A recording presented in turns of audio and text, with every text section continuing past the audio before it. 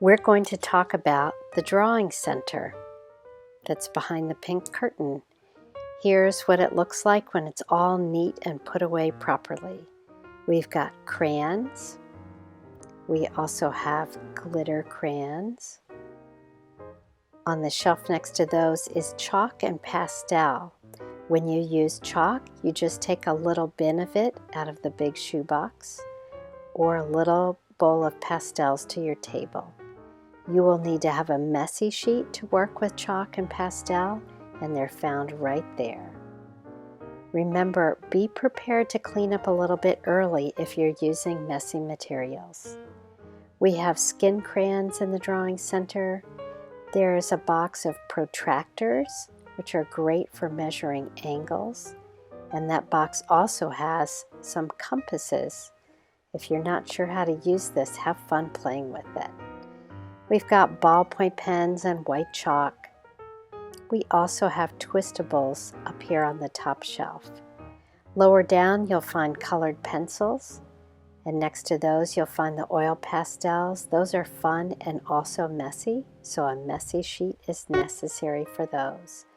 There are rulers next to the oil pastels, and then crayon overflow and colored pencil overflow for just looking for extra colors.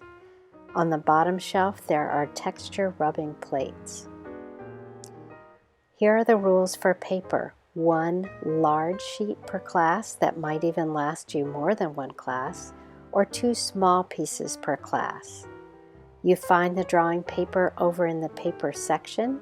The drawing paper is on the top 2 shelves. There are also some specialty papers to the right of that. We've got 3 sizes of graph paper and some comic book paper. If you just want to experiment with something, use the free draw paper.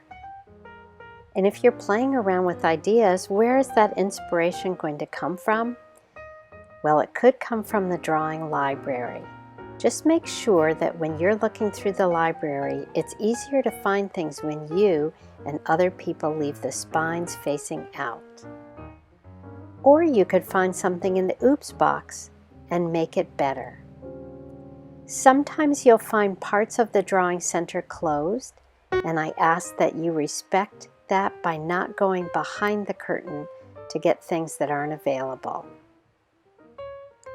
When you clean up, where do you put your work?